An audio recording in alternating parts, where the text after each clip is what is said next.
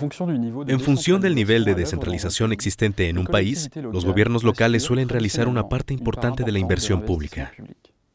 En Francia, por ejemplo, casi el 70% de la inversión pública se lleva a cabo por las regiones, departamentos, municipios y agrupaciones de municipios. Los gobiernos locales recurren normalmente al endeudamiento para financiar sus gastos de inversión. Esto supone para el sector financiero una importante cartera de negocios. Para la AfD, la concesión de préstamos a los gobiernos locales de ultramar y de los estados extranjeros siempre ha sido una actividad importante. La deuda pendiente de estos préstamos representaba el 27% de la deuda pendiente no soberana del grupo a finales de 2021. Sin embargo, los riesgos financieros climáticos, ya sean físicos o de transición, pueden, a la larga, afectar al marco socioeconómico del país y del territorio en el que se sitúan los gobiernos locales, así como a su equilibrio presupuestario y financiero. En otras palabras, si no se tienen debidamente en cuenta, los riesgos financieros climáticos pueden llevar a un aumento del riesgo de crédito que asumen las instituciones financieras, incluida la AfD, al financiar a los gobiernos locales. ¿Cómo puede entonces la AfD, en tanto que institución financiera, identificar y medir los riesgos financieros climáticos que soportan los gobiernos locales?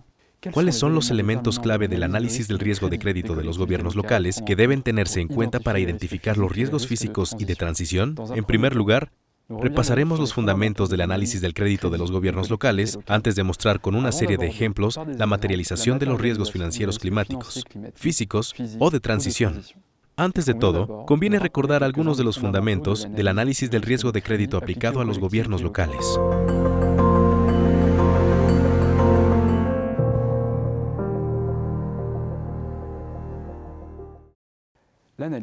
El análisis tiene en cuenta las particularidades de este tipo de actor, especialmente si lo comparamos con las empresas o las instituciones financieras que se tratan en otros videos de este curso.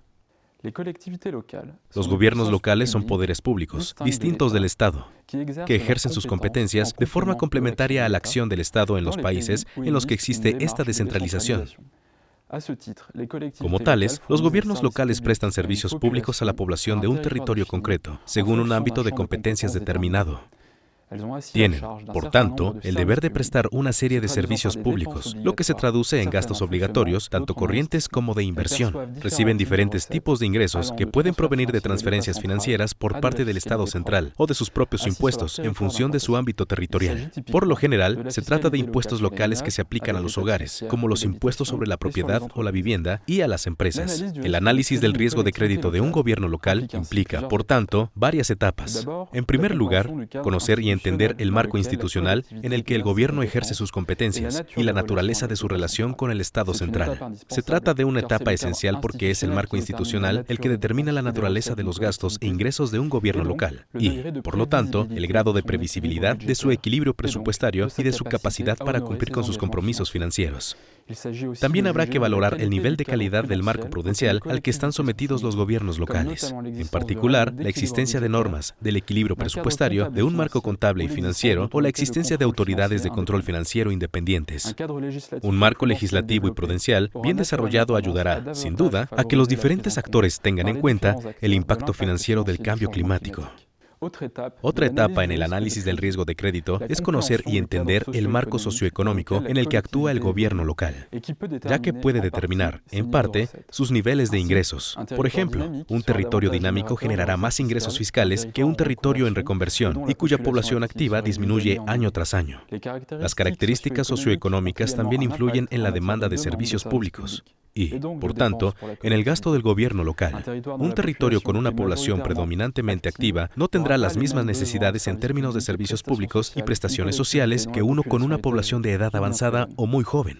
Otra etapa importante de la evaluación del riesgo de crédito de un gobierno local es conocer y entender el nivel de calidad de la gobernanza y de su gestión. Una gestión previsora con un sistema avanzado de supervisión e información podrá anticipar mejor los posibles riesgos, como los derivados del cambio climático, y poner en marcha medidas para mitigarlos o adaptarse a ellos. La cuarta etapa consiste en analizar la estructura y la dinámica del presupuesto. En cuanto a los gastos, se trata de evaluar su grado de rigidez o, por el contrario, de ajuste, pero también su carácter anticíclico. Por ejemplo, en caso de dificultades presupuestarias, es más fácil reprogramar o redimensionar los gastos de inversión que los gastos corrientes, como el pago a proveedores, empleados o prestaciones sociales. En cuanto a los ingresos, se hace un análisis de la cesta de ingresos, su grado de volatilidad, su naturaleza más o menos procíclica, su grado de robustez o previsibilidad y el poder de modificación del que dispone el gobierno local. Por ejemplo, la capacidad de aumentar las tasas de los impuestos puede permitir, hasta cierto punto, compensar los posibles impactos en el presupuesto. Una vez que hayamos entendido estos elementos, la solvencia del gobierno local puede evaluarse mejor a través del análisis financiero propiamente dicho. Además del análisis de la ejecución presupuestaria, esta etapa incluye el análisis de la situación de la deuda y de la tesorería del gobierno local, así como los riesgos vinculados a los compromisos no incluidos en el balance. Este análisis es a la vez retrospectivo y prospectivo, con la elaboración de uno o varios escenarios prospectivos que deben permitir evaluar la sensibilidad de la capacidad de reembolso de la deuda en función de uno o varios parámetros.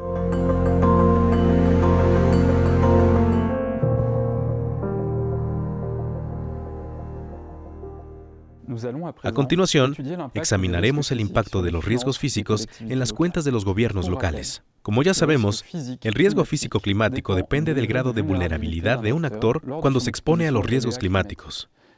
La exposición a los riesgos climáticos viene determinada por la ubicación geográfica del gobierno local en función de escenarios climáticos establecidos a medio y largo plazo. Así, es posible cuantificar los tipos de riesgos climáticos, como la subida del nivel del mar, la escasez de agua, los ciclones, etc., en función de su probabilidad.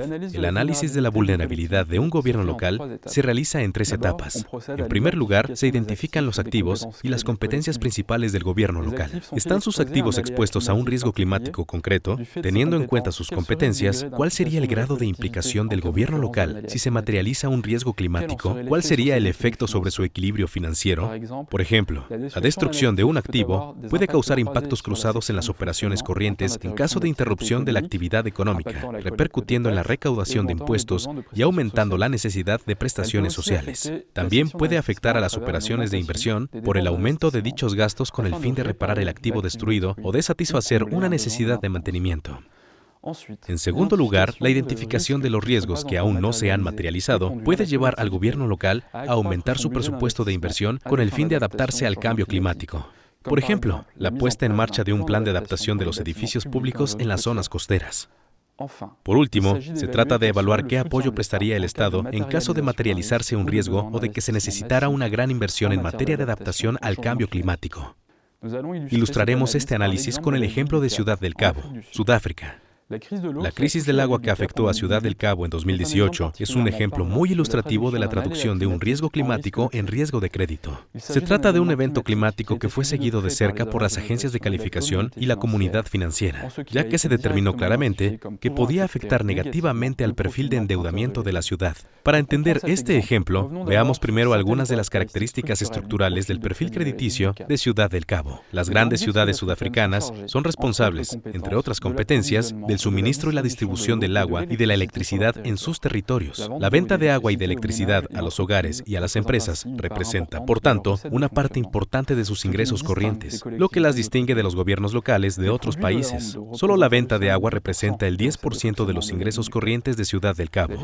Ciudad del Cabo es el segundo municipio de Sudáfrica en términos de PIB y de población, con 4.5 millones de habitantes, que se caracteriza por un rápido crecimiento demográfico y, al igual que el resto del país, por un nivel de desigualdad extremadamente alto. Su economía es sólida y diversificada. Es el segundo centro financiero y puerto del país, y también tiene una importante actividad en los sectores del turismo, la industria textil y el comercio, con un importante tejido de pymes. La ciudad recurre regularmente a los mercados de bonos para financiar sus gastos de inversión. Utiliza el sistema de calificación de Moody's, que emite con regularidad comunicados de prensa e informes de calificación sobre la ciudad, con el fin de informar a los inversores y organismos de financiación sobre el nivel de calidad crediticio de la ciudad. A continuación, analizaremos el evento climático propiamente dicho. En enero de 2018, la región del Cabo llevaba ya varios años enfrentándose a una inédita sequía, con el resultado de que las reservas de agua se redujeron al 26% de su capacidad frente al 90% de 4 años antes. ¿Cuál fue el impacto de este evento climático en la percepción de las agencias de calificación y de los inversores? El efecto de la sequía sobre el presupuesto fue doble. En 2018, la ciudad se vio obligada a poner en marcha un sistema de racionamiento para hogares y las empresas, lo que ese año supuso una reducción directa de los ingresos por la venta de agua. En cuanto a los gastos, la crisis exigió un gasto excepcional para el suministro de agua a corto plazo. así como nuevos gastos en infraestructuras para aumentar la capacidad de suministro de agua de la ciudad a medio y largo plazo. Debido a este efecto tijera presupuestario provocado por un evento climático, la comunidad financiera anticipó, lógicamente, una posible reducción de los márgenes de autofinanciación de la ciudad y, por tanto, de la cobertura del servicio de la deuda. Pero, en términos generales, el perfil crediticio de la ciudad también se vio afectado. Por un lado, por el impacto sobre el crecimiento económico del territorio, ya que los sectores del turismo y la agricultura fueron los más perjudicados. El riesgo de deslocalización de algunas industrias hacia otras regiones del país se planteó seriamente. Por otro lado, el impacto potencial en el tejido social, con consecuencias en materia de salud, pero también de orden social, dado que la desigualdad en lo referente al acceso al agua refleja las desigualdades socioeconómicas que asolan el territorio en un contexto de crecimiento demográfico y, por tanto, de aumento constante de la demanda de agua. Las consecuencias de un evento climático de este tipo sobre la calidad crediticia de un municipio de referencia son, por tanto, múltiples, afectando directamente a la ejecución presupuestaria y limitando su programa de inversiones, y afectando también al contexto socioeconómico en el que actúa.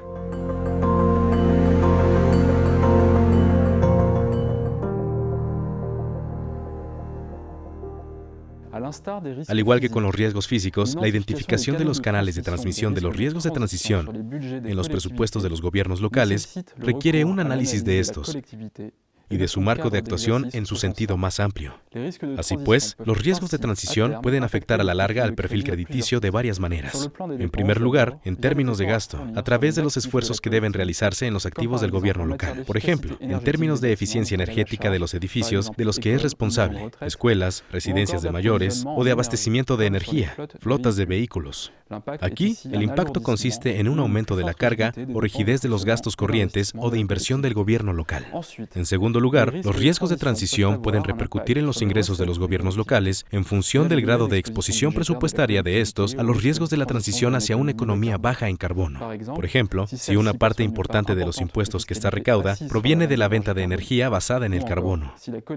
O bien, si el gobierno local depende en gran medida de impuestos cuyos ingresos provengan de un grupo reducido de grandes contribuyentes formado por industrias, cuyo modelo de negocio puede verse cuestionado por la transición hacia una economía baja en carbono. La transición puede suponer para el gobierno local una pérdida de ingresos. Otro canal de transmisión del riesgo de transición es el apoyo del gobierno local hacia dicha transición, con el fin de satisfacer las necesidades específicas de la población en materia de servicios y gastos públicos, como la formación profesional y las prestaciones sociales. El impacto en términos de gasto es, por tanto, más difuso y menos inmediato que en los casos anteriores, pero puede constituir una verdadera limitación en función de las competencias de las que sea responsable el gobierno local. Además, la falta de apoyo del gobierno local en la transición puede resultar, a la larga, aún más perjudicial en los territorios más vulnerables, como los de la minería del carbón, provocando un declive económico y demográfico duradero. En algunos aspectos, la crisis del COVID fue reveladora de las posibles debilidades de los actores económicos ante la transición hacia una economía baja en carbono. En particular, la crisis sanitaria ha provocado, como consecuencia de los sucesivos confinamientos por todo el mundo, un cambio repentino y profundo de los hábitos y usos en materia de transportes y, por lo tanto, en el consumo de combustibles. En este sentido, esta situación ha puesto de manifiesto ciertos riesgos de transición para las cuentas públicas locales de algunas regiones, como, por ejemplo, en Jordania. Los gobiernos locales en Jordania dependen en gran medida de las transferencias financieras del Estado central jordano, que representan entre el 50 y el 90% de sus ingresos corrientes. Es decir, tienen muy poca autonomía presupuestaria. Estas transferencias se componen, a su vez, del 50% de ingresos basados en el consumo interno de productos petrolíferos y del 40% de los impuestos sobre la matriculación de vehículos. El importe de las transferencias del Estado jordano a los gobiernos locales depende directamente de los ingresos recaudados por estos impuestos. Cualquier aumento o disminución de los ingresos se repercute en los importes transferidos a los gobiernos locales sin que se haya previsto ningún mecanismo de compensación en caso de disminución. El Estado notifica y adelanta las cantidades a principios de año y los gobiernos locales calibran sus presupuestos anuales sobre esta base. En 2020, por culpa del estallido de la crisis sanitaria y del consiguiente confinamiento, la cantidad recibida por el Estado en concepto de impuestos sobre los carburantes fue un 50% inferior a la estimada. Las transferencias a los gobiernos locales tuvieron, por tanto, que reducirse, lo que en algunos casos supuso un verdadero impacto en el presupuesto. Dado que las cantidades se habían adelantado a principios de año, antes de que estallara la crisis, en lugar de exigir la devolución del importe correspondiente a la pérdida de ingresos, se decidió convertir esta cantidad en una deuda que los gobiernos locales tienen con el Estado. Los gobiernos locales en Jordania se encontraron, así, con un importante compromiso financiero con su Estado que lastrará su solvencia durante muchos años. En conclusión, como poderes públicos que ejercen una serie de competencias esenciales para la población estrechamente vinculadas a su ámbito territorial y que disponen de presupuestos y de activos más o menos sensibles a los riesgos climáticos,